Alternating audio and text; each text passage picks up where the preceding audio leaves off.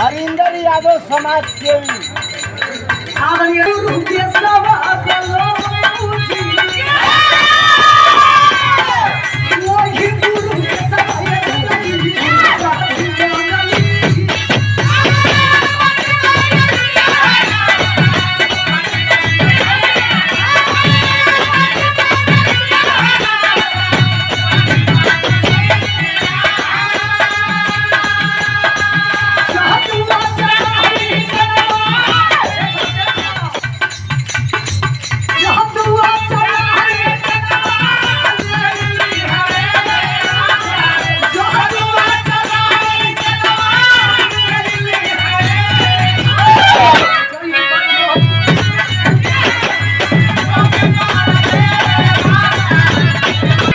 भाव तनी दूसर बा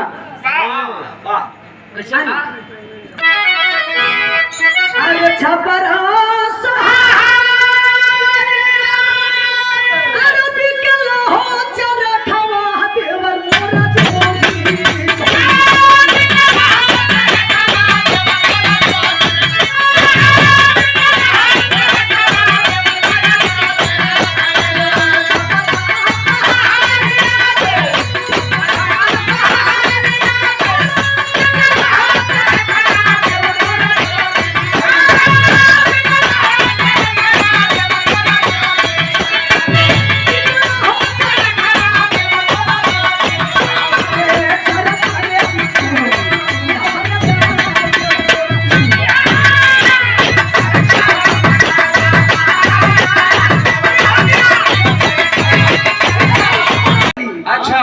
यही उठा लिए पे बेच के फुर्र होती हो सर। हाँ तो तोहर बजाई के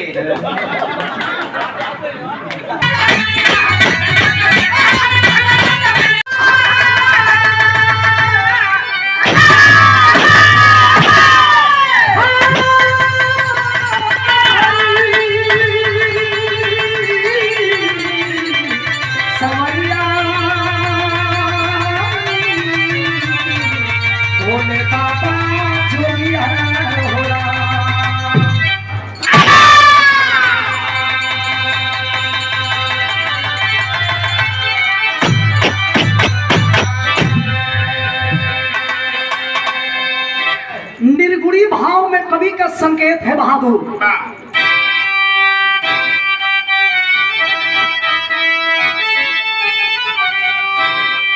अरे काली बली बलिकार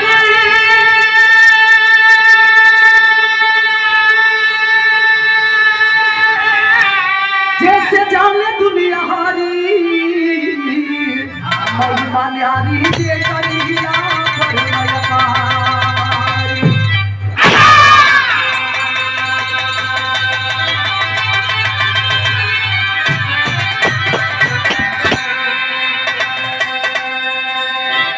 धरती पर कोई ऐसा इंसान नहीं खे कि जे अपने आप के सबसे बड़ा नाम समझेला। बुरा मत माना जे आप लोग।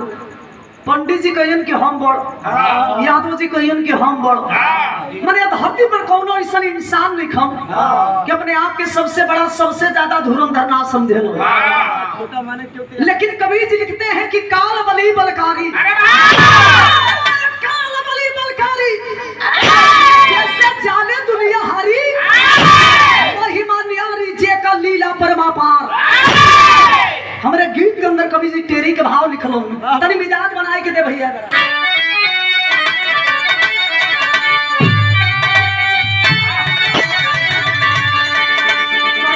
भैया। अरे हो नहारी कोई के तारे ना टरी, भैया हो नहारी कोई के तारे ना टरी, मुट्ठी बहुत गई बजाई बहुत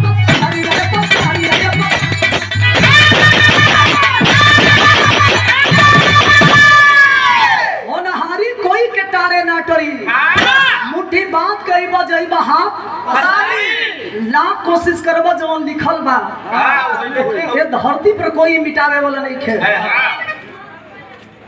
हमारे गीत के अंदर कवि जी बड़ा पुरान गीत के संकेत कैलो। वाह, पुरान गीत। मास्टर साहब कभी कभी पुरान चीज बड़ा मजा देला हो। हाँ, जैसे में लोग प्रतोक देलन कि पुरान चाउर होखे। हाँ, पुरान मेहरारू होखे। हमरे माता बहन लोग बैठ के बिरहा सुनत नहीं। पुरान चाउर होखे, पुरान लकड़ी होखे। हाँ, पुरान बकरी होखे। पुरान लकड़ी में बकरी में बड़ा अंतर है। अरे 25 वर्ष से बेचारा पुराने बकरी के चाम। आ जौना पुरान मेहरारू के बात बतियावत रहो, ई भैया लोग ज्यादा जानकार बैठल बनी। जौना घर में हमारे दादी ऐसा पुरान मेहरारू ना होखे, हमारे दादाजी लोग ऐसा घर में पुरानिया ना होखे, हमारा ऐसा ज्यादा नौकी पर उतान होता रहो, तो हमारा ऐसा जौन बाड़ी से अच्छा 20-22 वाली। अच्छा, यही उठलिए पे बेच के फुर्र हो जी हंस। हाँ, तो तोहर बजाई के बजावला के गुमान में मत करो। यही खातिर दाम ले लो। टाइम से तनी बजावल करा। ये गुमान में बढ़ल कि जहाँ मुर्गा ना रहे जब बिहाने ना हो। बिहान हो लेकिन अदान ना चली। अब वो घमंड में मत रहो, समय बदल गई बा। 12 बजे रतियों में लागत। हाँ, तो यही से न हर चटी पर कटातो बनो सा। अब वो जमाना बदल गई बा। तो कवि जी हमारे स्वर्गीय रामदेव गुरु जी के जमाना के गीत लिख दिलन बहादुर।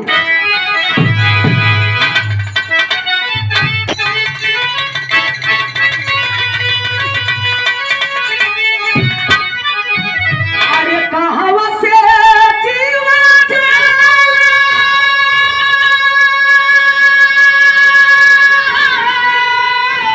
तो कहावा समाई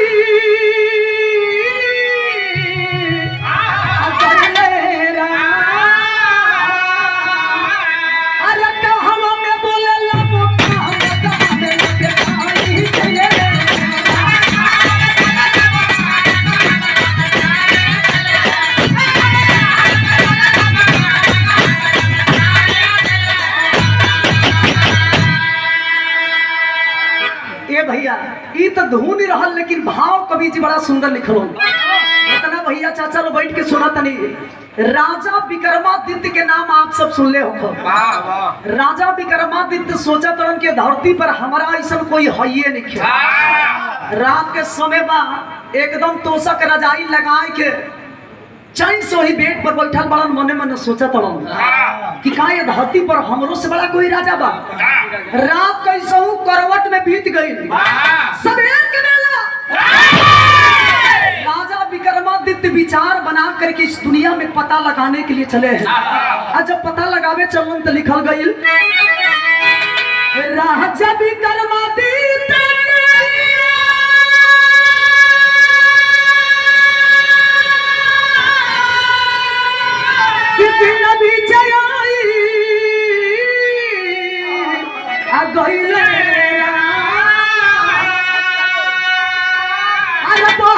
पूर्वी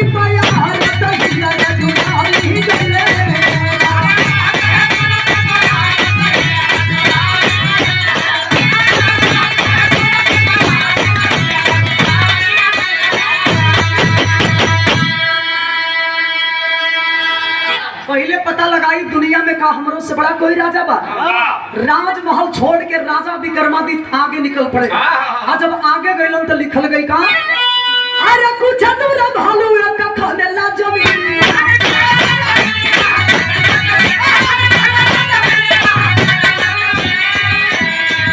अरे भाई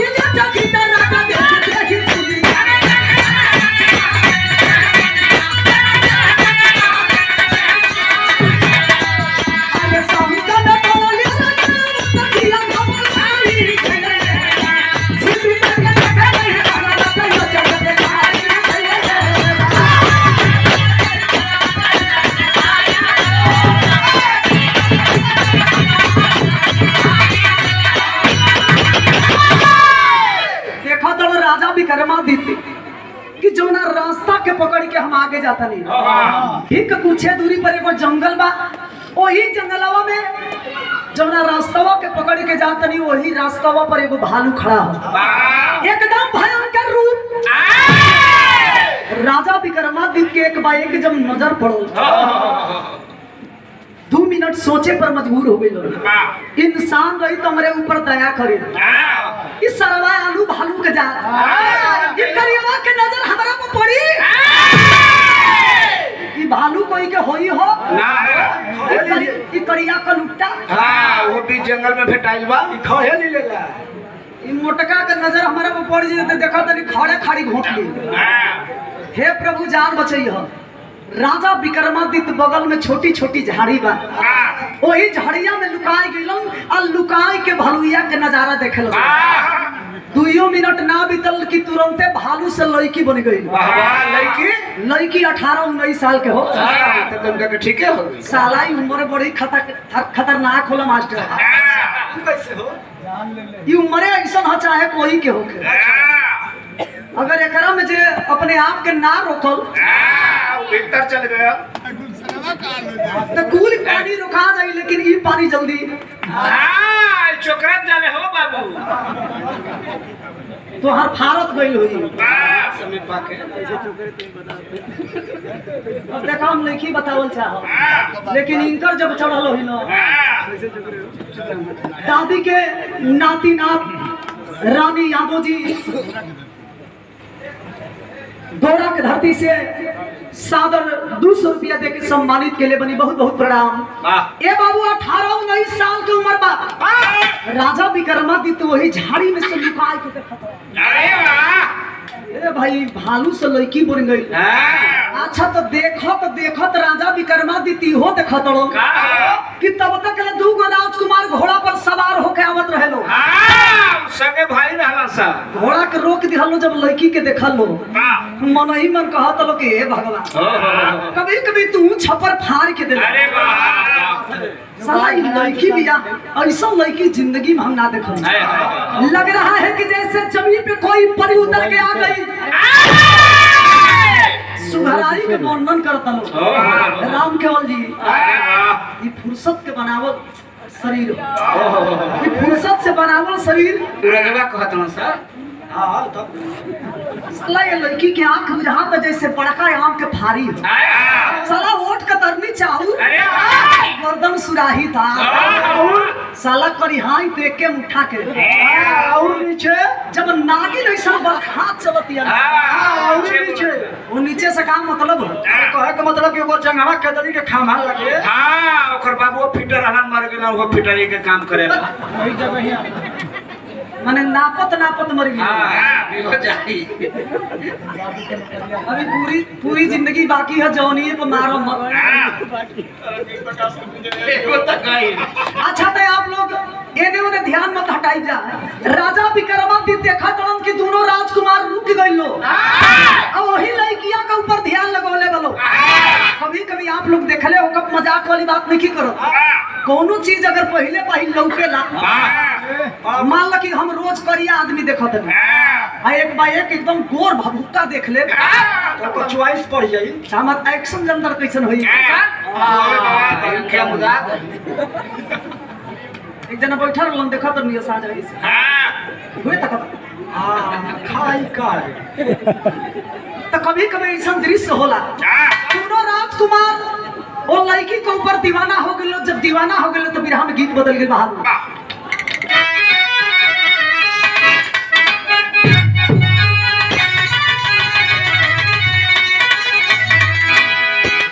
अच्छा तो बड़ा सुंदर हमारे गीत मास्टर साहब बजाते हैं। पहले के जमाना में जब हमने की बिरादर के बारात चले। अरे वाह कौने बिरादर के भैया तोहरे बिरादर के नाम हां भवर बिरादरी के नाम आई एम अहिर बिरादरी। हां बैल खोले वाला बिरादर ज्यादा मन बोला है बच्चा तनी होश में हो जा। नहीं तो रात के खटिया से टंगा जीबो ये घड़ी अहिर लोपने गरम बालो ज्यादा बोलबा 2-4 हुरा पार। हां घरों के खून के जानते बालू तू। माँ की जो माता जी हमारे बीच नहीं है आपके बहू जगत यादव जी की पत्नी आपके द्वारा ऐसा हो कि थोड़ा कम लोग जानकार होखे। हमारे दादा चाचा पैर में जूता ना पहने वही मोटकी लठिया में हो लठिया के हुरवा में। अच्छा तो वही में लोग तेल पियावे कुछ रहे जूता रहल हाँ हो लठिया में लोग तेल पियावे बरियार होके खा हाँ तो वही लोग के देख लो जूता के वही में लोग टांग ले अच्छा तो कपड़ा पहिने ना हाँ कपड़ा खोल के वही कान्ही पर टांग ले हाँ वो झोरा में ठूस के जब बारात चले तो बाराती में एगो दूगो लवंडा ना 3-4 किस्म के लवंडा होके अरे वाह कैसन कैसन हो हुरका के नाच अलग होके पखाउच के नाच अलग होके वाह अच्छा तो यही में कलैया लोग अलग मारे फाली के नाच अलग होके अड्डा फरा वाला लवंडा जब तो कैसे लवंडा नाचत गावत चले हम तो के लौंडा लुकतनी तो के ना हो पहले वाला लौंडा कहतनी जो तड़िया उड़िया रखले रहे अच्छा तो बारात आई मसाला गजब लौंडा चोखगर बानो गजब चोख लौंडा आज बहुत ठटके लौंडा आइल बा हो बाराती में दूर का लौंडा बड़ा से एगो तनी छरहरे हो तोहरा नियर बा अच्छा तो सूट वाला लौंडा ना होके दाढ़ी वाला मोछ वाला लौंडा अरे वाह अच्छा तो यही में कुछ लोग कांकड़ा उन्हें मत मिलावत होखा ना हमने के ना कबो कहब जब भाई ऐसा कोनो बात नहीं क्यों धोती कुर्ता वाला लौंडा उजरे तो पहले हां करिया करिया तारही ओ डाई करब रे हम अच्छा तो लड़की दुपट्टा हैसे लगावेली हो कैसे हो हैसे हां वाह अच्छा तो काहे खातिर लगावेली काहे खातिर नहीं मदे पैसा का फोटो रखते अच्छा मर्द आदमी गमछा है तो काहे लगावेला हां मर्दा का नहीं आओ पहलवानी छट लगा तो दू गो लवंडा बड़ा एगो धोती कुर्ता वाला लवंडा तनी लम्हर हो हां आ एगो नाट में मिला लेवे के बा हां लेवे के बा नाटे बा अच्छा तो लवंडा जो लम्हरका बा हां पातरे हतका ऊपर से भगवान पातर शरीर देले बड़ो लेकिन हई चाकर ई पोजीशन जो बा तनी चाकर कौन पोजीशन के मना करवा पेनिक मतलब ना जाने लो जानी ना हो सब पेनी मना करवा कोड भाषा समझो हां आंगनबाड़ी के हो माने भगवान शरीर बनौले बड़ो अच्छा तो लौंडा जब उठलाली लगा के चली तो जेकरा ना लौकत होई वो तो खाली सोची कि ये खाली लौक जाई आ ना हियो लौकत खाली हाथवा फेर देती ना हां त जनाजत की कितना मोट उठलाली लगौले बा ओ खाती ना पागल अनहर आदमी हेतरे मिलाई न हेतरे मैंने ओकर खालुच बुझाई ना आ जेकर आँखी बा वो सोचे कि सराबा एको वाली अगर छुआ दे हाथ खुल जाई साला किस्मतिए जाग जाई अच्छा तो लौंडो के चलहाक में बनाए के चलल बा आ जब चले मास्टर साहब तो ये गावत चले कैसे गावे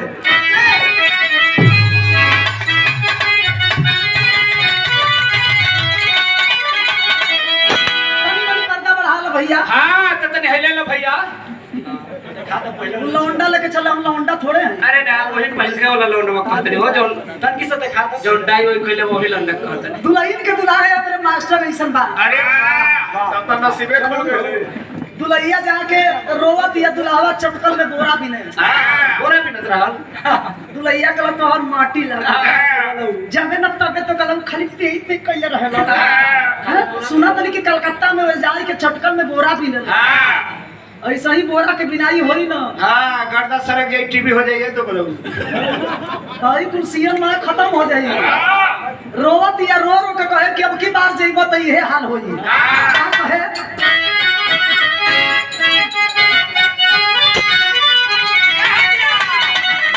अरे डूबी मार दे बोलो मुझे डूबी मार दे राजा जय बजो गुरुबा यही तो लवंडा एंटीना ने टंगले रहे हो फोटो खींच ला लो अच्छा कुल आदमी इतना चलहाक बा अभी हम झाम उठौनी ना तले समझ गेलन कि कैसे चले हां हां तनी बता दो भैया हमहू तो मिलावते रहे कि देखी कि ई कुल आदमिया देखले बड़न कि ना देखले नहीं कि जे तोहरा बात कही से बुझात है कि जरूर नाचत हुआ तो काहे ना तुम का तभी दूधा के दांत निकलता तुम्हारों से ज्यादा इज्जदार मीरा मूर्ति बड़ी अभी बेचारा अभी 56 साल के तो होते बा अब ये पचखा फेंकता तिलकरो हो गई बुका लौंडा चले तो कैसे चले बहादुर अरे डूबी मारबी बोलौजी अगर नीक लगी तो हमारे नाम पर नाम पता रखा लौंडा के नाम पर पता रे लौंडा तनी ध्यान दो समझल करो बच्चा बाप साला करिया करिया दाढ़ी करिया करिया मोछ तनी छरहरे ह त का ह लेकिन बड़ा चोखगर हाय हाय हाय ताकती है तो जान मारती है अरे वाह ठीक लग गई का उसको कैसे चले बहादुर अरे डूबी मारबी राजा डूबी मारबी राजा जय बजो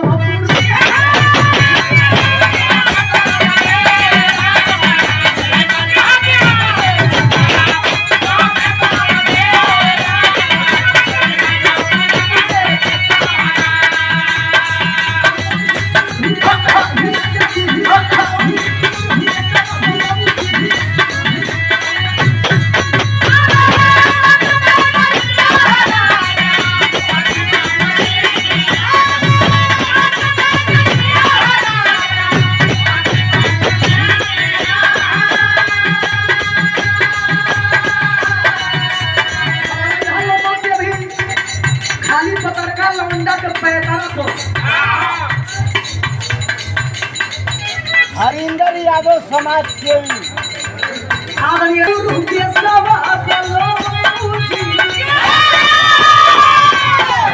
वही गुरु के सवाए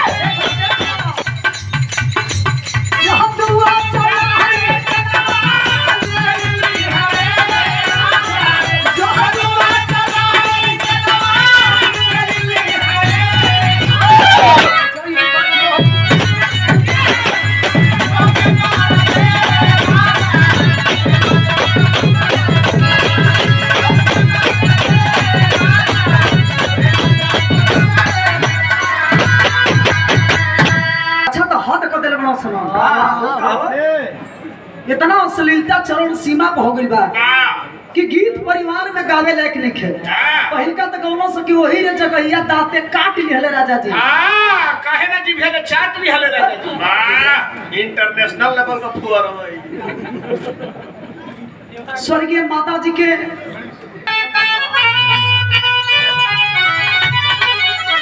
आरे छपर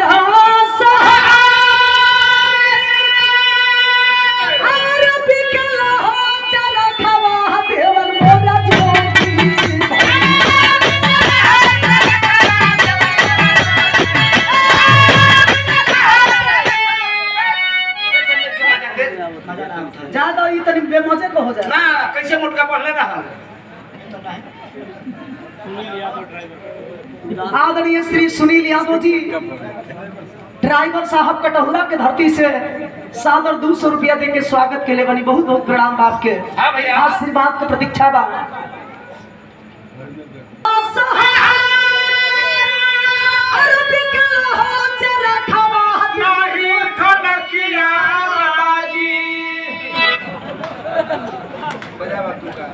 अच्छा तो जाना तनी जे बेचारा काहे ने खान बजावो इनका मजबूरी का है अगर ई बजाई दी हम तो हेलो के इतना ही कुल सेटलमेंट हो बड़ी मार मरवावे लगे से भैया नहीं मारब जा बात के राजवंश काटो मत तेरा भैया से बड़ा कि कुल गुड़ा मिल के हम मरवा दिए सर बात दे हर लाते हैं सब तो भैया मरवाइबा कि बजाइबा मरवाइहा ना भैया तनी शरीर पर यहाँ जगत में सबसे पहले गीत के जब हम शुरुआत कैली आप लोग बड़ा लायक कैली और हमारे कमलेश जी बनी यहाँ के चैनल पर भी गौले रहनी आप लोग बड़ा के दुलार प्यार देने और यही गीत के देख देख के आज के जमाना में कोनो इस बिरहा जगत में महिला कलाकार नहीं खी कि लोग रियाज नहीं खेलो करो तो कहेला आदमी की चलान ज्यादा दिन ना चलेला। अरे आज न तो कान सलाई जवानी हो ढरिए जाए तो कि तू ना ढरबे तू यही तरह तो हमारे के मिलावे वाला लोग बहुत जना मिल जाइए हैं। स्टील बॉडी है बाबू। हाँ मार में घी डालल हम जानत नहीं। तो हमार नकल मत कहीं। कैसे चले उन लौंडा कैसे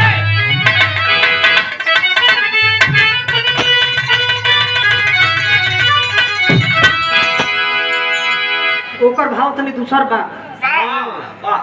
कैसे अरे छपर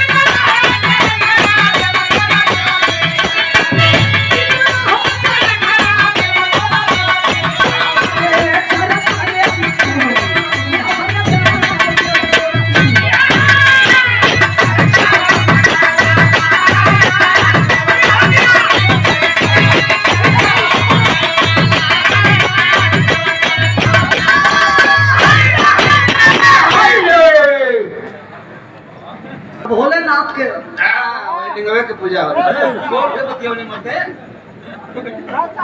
हम पर्दा में चाहे हमरे अनिल अरे हीरा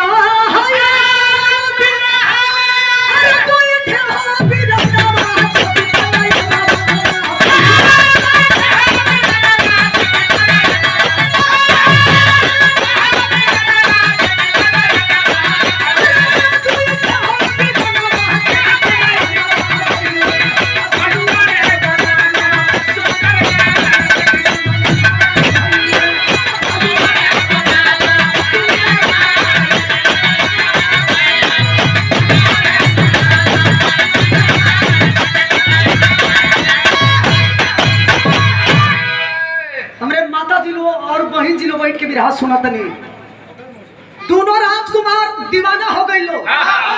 लड़की मेहरान ऐसा चीज होली कि बड़े बड़े संत लोग के कंठी टूट गई। अरे वाह कतना तो निबी के हलवा खाए लगल। सतयुग द्वापर त्रेता कलयुग से मिला ले जा। महाभारत की लड़ाई द्रौपदी के चलते भाई, सीता जी के चलते लंका में लड़ाई। ये है ना जनत नारद जी के कौन रूप मिला रहा? बानर के हो बानर के रूप। एगो ऋषि रहलन जो ना ऋषि के हलवा के भक्त में नीम के लाशा मिला रहा। दोनों जना देखल लो दीवाना हो गई लो। बड़का राजकुमार सोचे कि हमार हो जाई, तू सोचे कि हमार हो जाई, लेकिन लड़की हमारे ऐसा चलहा के गाल मिल की दलाई दोनों ला रहा बा। दोनों का मानसिकता खराब हो गया है। ये गलत है। ये हुआ अब सही।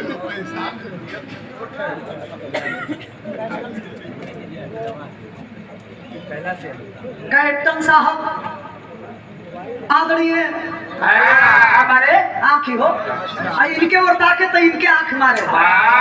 ये सोचा तड़न कि हमारी है, ये सोचा तड़न कि हमारी है। बड़का सोचा था कि हमारा, छोटका सोचा था कि हमारा। ये दोनों जना लागल लो फुल्ले लागल लेकिन लड़की कोई के चाहे वो तो खाली फंसावत है। आप फंसौले रह ये तो देखना पौनी कहाँ फंसवल, लेकिन निकही जब फंस गई लो तो कभी जी हम गीत बदल दिलन बहादुर।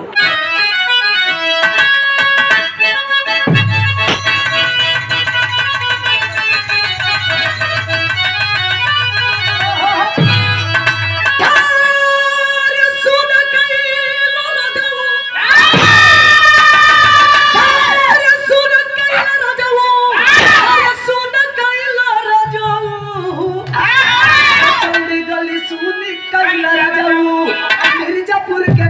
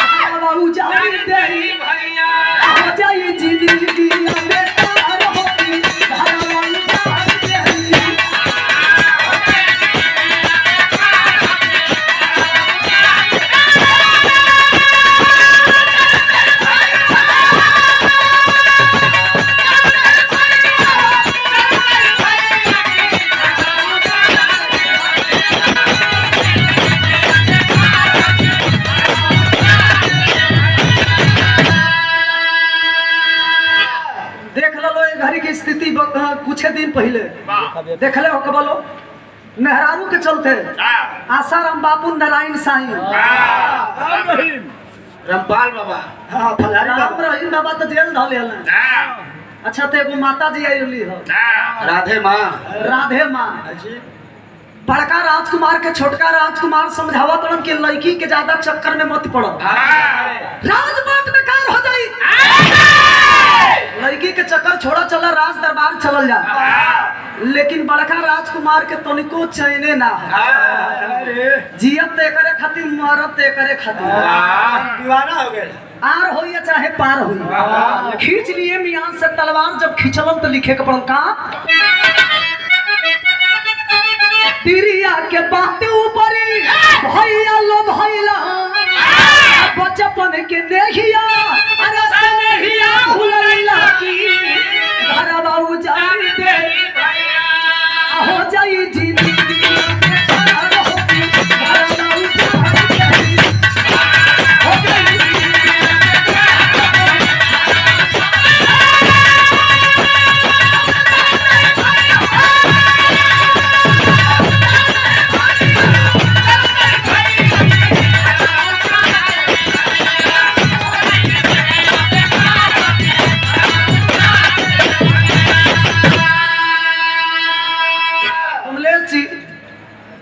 जब भी देखले बने हमेशा आप सतयुग द्वापर त्रेता कलयुग में भी मिला ले मेहरारू के चलते जब जब लड़ाई भइल बा तब तब नाश भइल बा दोनों भाई जब तलवार उठाई के चलावे लगलन एक दूसरा पर दोनों भाइयों के गर्दन कट गई किया देखलस कि मर गेला सके जिया तमाशा दोनों मर गेला सावरी तो जीते देखलस कि दोनों मर गेला स त लड़की से नागिन बन गई आ जब नागिन बन गई तो देखा दिया कि एगो नदी बा वही नदिया में एगो नाई बा आ नैया पर बहुत लोग सवार बढ़ल सोचलस कि एकरा से बढ़िया मौका नागिन जाए के नाई पर बैठल आ जब बैठल है बाबू तो जितना लोग नैया पर सवार रहलन ये दुनिया में केकरा मुआला से डर ना होला सबके मौत से डर होला तुरंते ओह किनारा से जब दूसरे किनारा लोग भइलन तो कवि जी के विरह में गीत लिखे के पड़ल बहादुर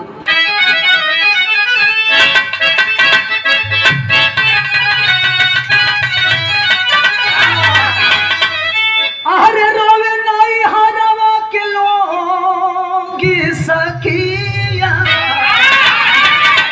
रोवे नाई हरवा के लोग सखिया दवा करवा के पिया पतर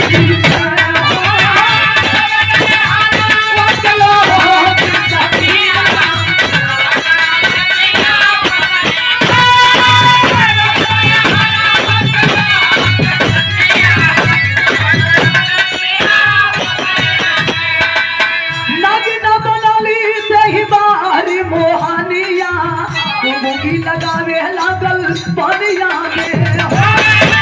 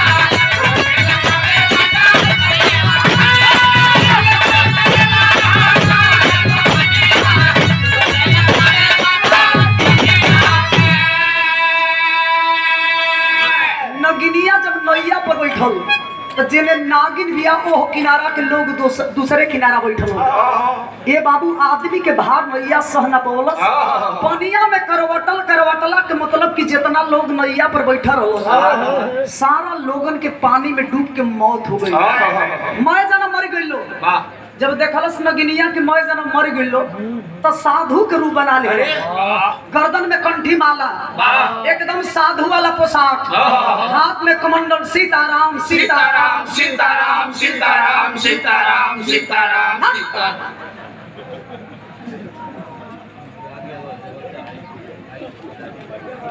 हाँ सब ना चिन्ह चिन्हे वाला तोहरा के चिन्हे के बाद पैसा लगे। करिया कोट में बड़ा कुछ होला मास्टर साहब, बड़ा दम होला। हमारे ओर से प्रणाम आपके, स्वागत बा महफिल में। नैया पर जब लोग मर गइलन, साधु बन गई, साधु जब बनल तब राजा विक्रमादित्य से बर्दाश्त ना भइल, उठा लेलन हाथ में धनुष बाण। और मन में यह सोचा तड़न कि चलब और चल के ओ पाखंडी साधु से पूछब कि अलग अलग रूप बनाए के दुनिया के लोगन के मुआवत काहे हो। हाथ में धनुष बाण, आवाज देते हैं कि पाखंडी साधु जल्द बता तेरा नाम क्या है। अलग अलग रूप बना करके दुनिया को लोगों को मौत के घाट उतार रहे हो। कहा वह काल के राजा, आप शायद मुझे नहीं जानते हैं। नहीं पहचान जानते हैं यह दुनिया के लोग मुझे किस नाम से जानते हैं। राजा विक्रमादित्य कहलन हम नहीं चिन्ह, चिन्हे खातिर नहीं आई, जल्दी बतावा, ना बताई बता आज रेल के मुआई। रेल के मतलब आज इतनी बाण मारब, इतनी बाण मारब मार के शरीरिया के छेद छेद कर दे। तब वह काल रूपी साधु बोल उठा, हमरे बिरहा के लास्ट निचोड़े ही जब सुने वाला भैया लोग से निवेदन बा। काल रूपी साधु बताता है राजा विक्रमादित्य से कि मारने के लिए आप कह रहे हो। दुनिया के लोग हमके चाय के मुआवे न बोलन। हे राजा तू कौन खेत के मुरई बा, तारा ऐसा ऐसा कितना लोग अइलन ना कितना लोग तनी सुना हमरे विषय में का बतौलन। अरे छलकारी काहे तू बनला पुजारी, भेद भाई जदे बहु भाई।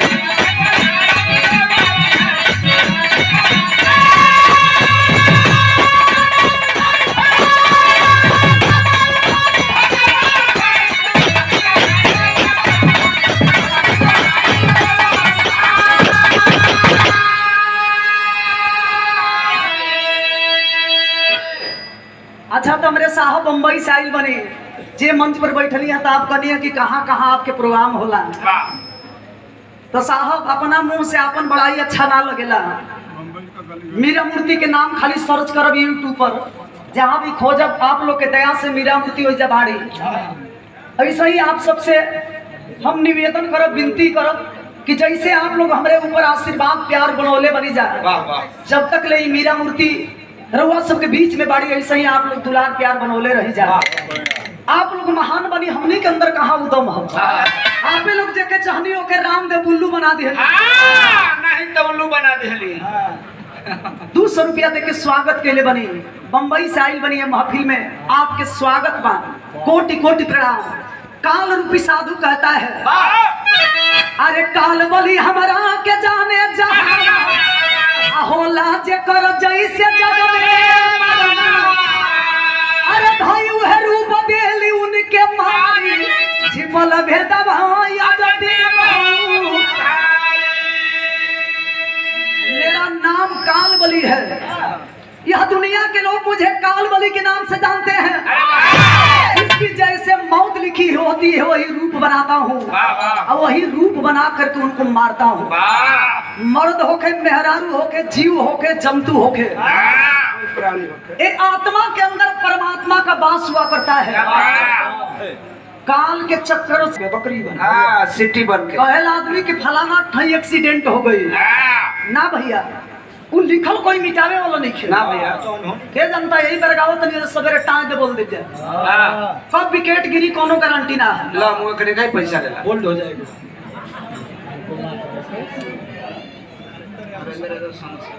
आदरणीय श्री हरेंद्र यादव जी वैसा ही मरी। आज भले हमने के बीच में दादी जी नहीं की, तमाम लोग जुटल बनी जमुहे के नाम पर गुणगान होता कि माँ के जैसे इस धरती पे कोई नहीं है, बड़ा ही अच्छी थी वाह वाह और किसी को अपने दरवाजे से कभी भूखा वापस लौटे नहीं देती थी। अमृत के धार कोई कतनो पियाई है भैया बोला माई बिना, कैसे कर जवा जुड़ाई है भैया बोला माई बिना।